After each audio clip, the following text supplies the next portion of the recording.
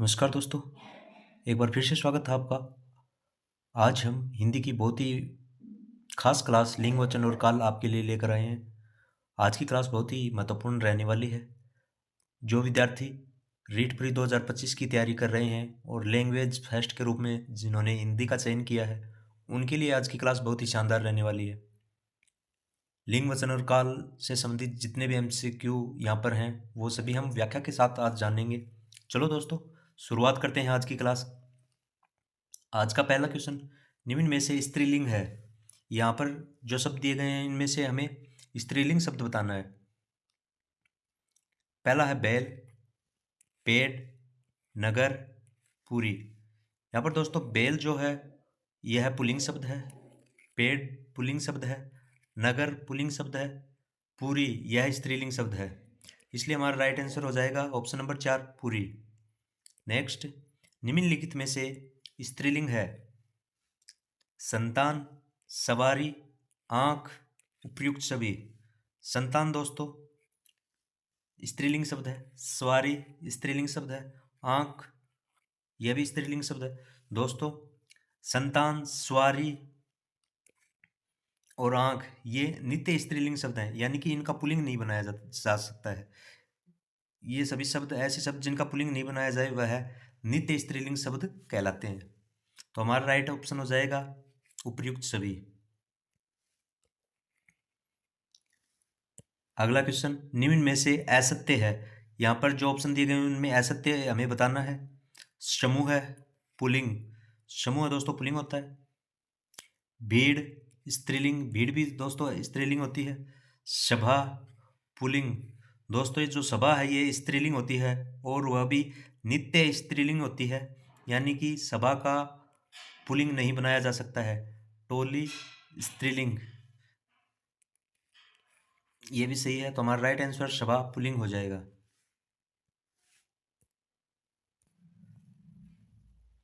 अगला हमारा क्वेश्चन है, निम्न में से पुल्लिंग शब्द है। यहाँ पर जो पुल्लिंग शब्द है वो हमें बताना है दोस्तों। ऑप्शन हमें दिए गए हैं शराब, दुकान, अध्याय, उपयुक्त सभी। दोस्तों शराब जो है यह स्त्रीलिंग का उदाहरण है, दुकान भी स्त्रीलिंग का उदाहरण है, अध्याय पुल्लिंग शब्द हमारा अध्याय हो जाएगा। राइट आंसर होगा हमारा अध्याय। नेक्स्ट वन, लिंग रूपांतरण के संबंध में निम्न में से असत्य है। लिंग रूपांतरण यानी कि लिंग के रूप में चेंज करने पर जो शब्द बनता है, हमें यहाँ पर ऑप्शन में गलत शब्द बताना है। जो असत्य शब्द है वो ऑप्शन हमें बताना है। पहला है नाती, पुल्लिंग है, नातिन स्त्रीलिंग है, यह सही है। अहीर पुल्लिंग है दोस्तों, अहीरिन स्त्रीलिंग है। रीछ पुल्लिंग है, रीछनी स्त्रीलिंग है। कमेटी यहाँ पर स्त्रीलिंग है।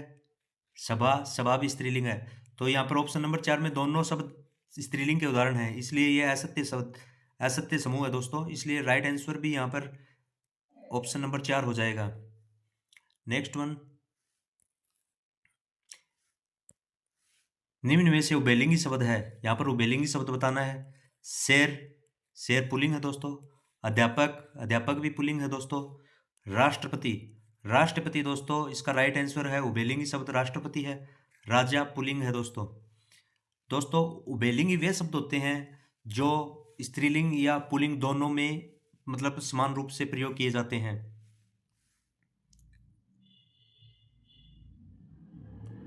नेक्स्ट वन दोस्तों, रुद्राणी स्त्रीलिंग शब्द है, यानी कि रुद्राणी शब्द कौन से शब्द का स्त्रीलिंग रूप है यह बताना है दोस्तों। यहाँ पर रुद्राक्ष का, रुद्र का, रौद्र का, रुद्रम का। दोस्तों रुद्राक्ष गलत है। रुद्र का यानी रुद्र शिव, शिव का स्त्रीलिंग शब्द दोस्तों रुद्राणी होता है। नेक्स्ट वन, शूद्र का स्त्रीलिंग होगा, शूद्र शब्द हमें दिया गया है, इसका स्त्रीलिंग दोस्तों शूद्रा होगा। दोस्तों जिन संज्ञा शब्दों से स्त्री जाति का बोध होता है उन्हें स्त्रीलिंग का कहते हैं, और जिन संज्ञा शब्दों से पुरुष जाति का बोध होता है उन्हें पुल्लिंग शब्द कहते हैं। नेक्स्ट वन, सुता का पुल्लिंग शब्द है।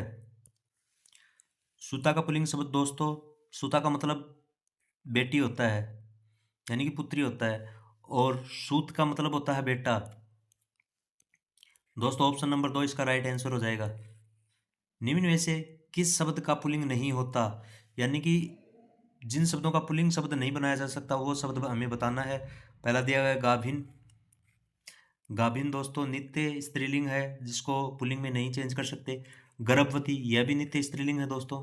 सोत यह भी नित्य स्त्रीलिंग है, इसलिए हमारा राइट ऑप्शन उपयुक्त सभी होगा। निम्न में से सत्य है, यहाँ पर सत्य बताना है। डाकू, डाकिन दोस्तों यहाँ पर डाकू पुल्लिंग शब्द है और इसका स्त्रीलिंग शब्द दोस्तों महिला डाकू होगा, न कि डाकिन। भेड़ यह पुरुष शब्द है दोस्तों, पुल्लिंग है और इसका स्त्रीलिंग दोस्तों नर भेड़ होगा। अगला सांड दोस्तों, सांड नित्य पुल्लिंग है जिसका कोई स्त्रीलिंग नहीं होता है, इसलिए ये भी गलत है। युवक, युवक पुल्लिंग शब्द है और युवती स्त्रीलिंग शब्द है, तो सत्य शब्द हमारा ऑप्शन नंबर 4 युवक युवती होगा। नेक्स्ट वन, सही पुल्लिंग स्त्रीलिंग शब्द है। पुल्लिंग और स्त्रीलिंग शब्द हमें बताना है। प्रौढ़ पुल्लिंग शब्द है दोस्तों, प्रौढ़ा यानी कि वृद्धा ये स्त्रीलिंग शब्द है, तो राइट आंसर हमारा ऑप्शन नंबर पहला ही हो जाएगा भावज भोजाई। दोस्तों भावज स्त्रीलिंग शब्द है और इसका अगर हम पुल्लिंग शब्द देखें तो भाई होगा, न का भोजाई, इसलिए ये गलत है। कोआ दोस्तों पुल्लिंग शब्द है और इसका स्त्रीलिंग मादा कोआ होगा दोस्तों, मादा कोआ। शराब, शराब दोस्तों नित्य स्त्रीलिंग है और इसका कोई पुल्लिंग नहीं होता है, इसलिए हमारा राइट आंसर ऑप्शन नंबर 1 प्रौढ़ और प्रौढ़ा होगा। नेक्स्ट वन दोस्तों, धोबी शब्द का बहुवचन है, यहाँ पर अब बहुवचन बताने हैं। हमें शब्द दिया गया है धोबी। दोस्तों धोबी शब्द एक वचन और बहुवचन में सेम रहता है, यानी कि समान रहता है। इसका बहुवचन भी धोबी होता है और एक वचन भी धोबी होता है, इसलिए हमारा राइट आंसर ऑप्शन नंबर 3 हो जाएगा धोबी। निम्न में से एक वचन है चांदी, सोना, क्रोध, उक्त सभी।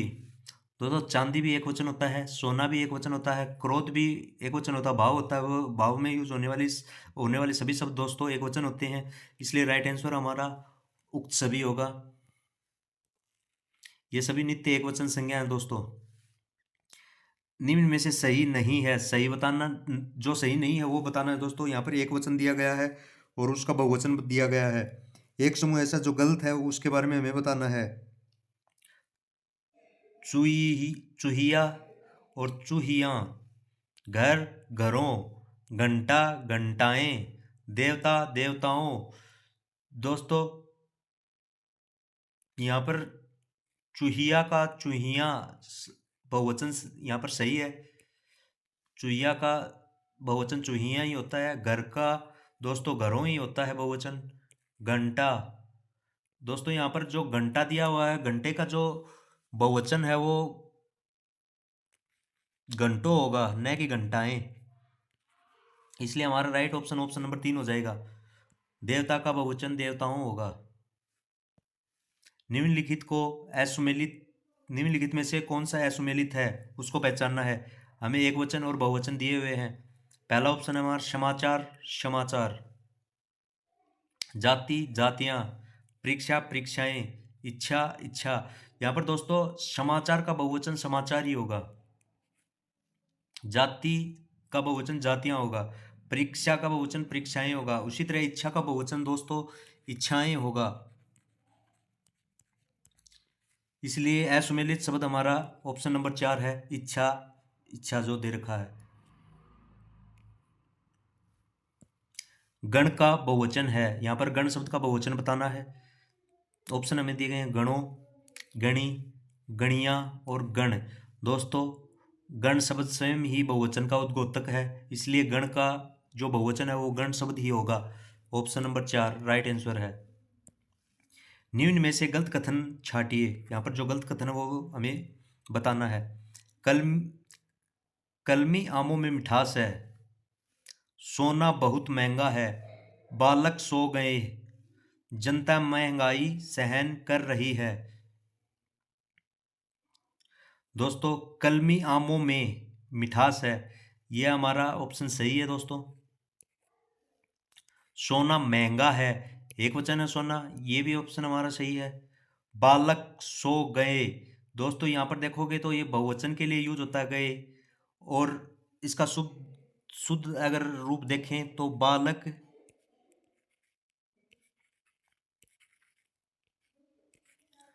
सो गया होगा, सो गया, इसका राइट ये होगा। जनता महंगाई सहन कर रही है, ये भी सही है। तो हमारा जो गलत कथन है वह बालक सो गए होगा, ऑप्शन नंबर 3। नेक्स्ट वन दोस्तों, निम्न में से सही नहीं है, जो सही नहीं है उसके बारे में बताना है।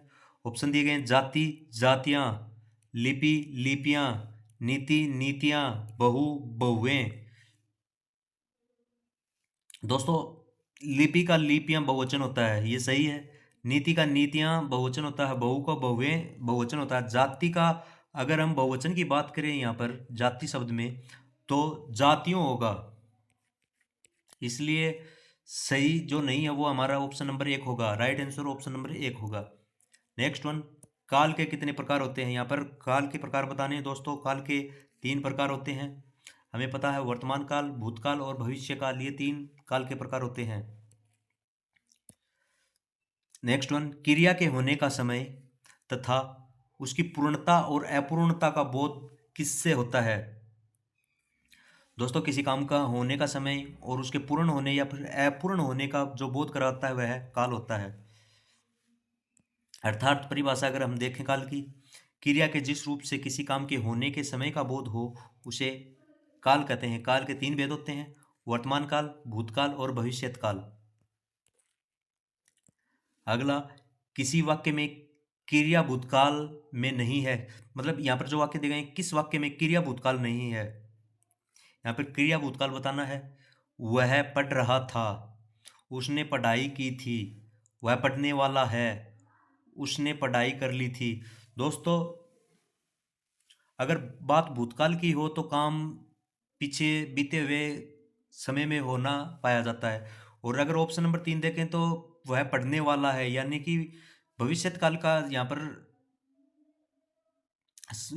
पर ऑप्शन नंबर 3 में ही वह पढ़ने वाला है, इसमें सामान्य वर्तमान काल में काम होना बताया जा रहा है, और यहाँ पर क्रिया पूछा है, क्रिया भूतकाल का, तो राइट आंसर यहाँ पर होगा हमारा ऑप्शन नंबर 3। यह क्रिया भूतकाल का स्वरूप नहीं है। नेक्स्ट वन दोस्तों, क्रिया के जिस रूप से यह आभास होता है कि भूतकाल में होने वाली क्रिया का होना किसी अन्य क्रिया के होने पर निर्भर है, उसे क्या कहते हैं? आसनभूत, हेतु हेतुमत भूत, अपूर्ण भूत, उक्त कोई नहीं। दोस्तों क्रिया के जिस रूप से यह आभास होता है कि भूतकाल में होने वाली क्रिया का होना किसी अन्य क्रिया पर निर्भर है तो वह हेतु हेतुमत भूत कहलाता है। इसका आंसर ऑप्शन नंबर 2 हो जाएगा, यानी कि भूतकाल के जिस क्रिया से यह विदित होता है कि कार्य भूतकाल में प्रारंभ हो चुका है किंतु कार्य पूर्ण नहीं हुआ था, जारी है, वह अपूर्ण भूतकाल का विधान वहां अपूर्ण भूतकाल का विधान होता है। आसन भूतकाल में दोस्तों क्रिया के अभी अभी समाप्त होने का बोध होता है। हेतु हेतुमत भूत में 2 क्रियाएं होती हैं दोस्तों, जिसके अंत में तातेती लगा रहता है, एवं दोनों क्रियाएं तो शब्द से जुड़ी रहती हैं, ये हमें ध्यान रखना है।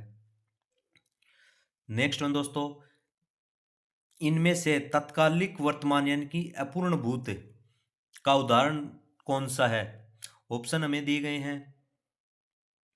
वह जाता है, वह जा चुका है, वह जा रहा है, वह जाता होगा। दोस्तों अभी हमने जाना था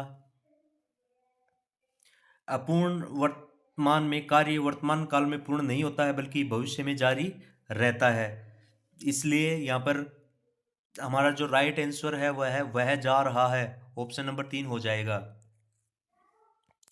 नेक्स्ट वन दोस्तों, अपूर्ण भूत का उदाहरण कौन सा वाक्य है? यहाँ पर हमें अपूर्ण भूत का उदाहरण बताना है। दोस्तों पहले हम देखें अगर अपूर्ण भूत तो भूतकाल की जिस क्रिया से यह विदित होता है कि कार्य भूतकाल से प्रारंभ हो चुका था, किंतु कार्य भूतकाल में पूर्ण नहीं हुआ था, वहाँ अपूर्ण भूतकाल का विधान होता है। जैसे मोहन खाना बना रहा था, यानी कि कार्य भूतकाल में प्रारंभ तो हो चुका है किंतु भूतकाल में पूर्ण नहीं हुआ है, इसलिए इसमें अपूर्ण भूतकाल है। यही हमें इस क्वेश्चन में ऑप्शन में देखना है। तो ऑप्शन हमें दिए गए हैं, वह आता होगा, वह आ रहा था, वह आया था, तुमने खाया होगा। तो दोस्तों ऑप्शन नंबर 2 वह आ रहा था, यानी कि कार्य तो प्रारंभ हो गया था भूतकाल में पर वो पूर्ण नहीं हुआ था भूतकाल में, इसलिए ऑप्शन नंबर 2 हमारा राइट आंसर हो जाएगा। नेक्स्ट वन, किस वाक्य में क्रिया भविष्य काल में है? ऑप्शन हमें दिए गए हैं, मैं आपका आभारी हूं, मैं आपकी प्रतीक्षा करूंगा, मैंने एक पेड़ काट लिया, मैं पुस्तक पढ़ने वाला था। दोस्तों ऑप्शन नंबर 2 मैं आपकी प्रतीक्षा करूंगा, इसका राइट आंसर हो जाएगा। क्रिया भविष्य काल में है इस वाक्य में। इसमें दोस्तों क्रिया सामान्य भविष्य काल में है। सामान्य भविष्य काल वाक्यों के अंत में गा, गे, गी आदि आते हैं। नेक्स्ट वन, किस वाक्य में क्रिया सामान्य भूतकाल में है? दोस्तों अब इस प्रश्न में भी हमें सामान्य भूतकाल के बारे में बताना है।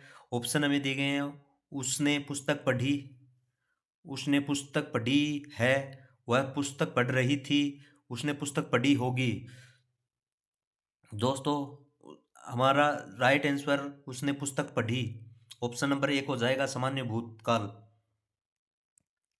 जिस काल से भूतकाल में क्रिया के सामान्य रूप से समाप्त हो जाने का संकेत मिलता है उसे सामान्य भूतकाल कहते हैं।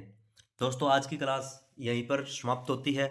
अगर क्लास आपको अच्छी लगे तो प्लीज़ हमारे चैनल को सब्सक्राइब करें, शेयर करें तथा लाइक करना न भूलें।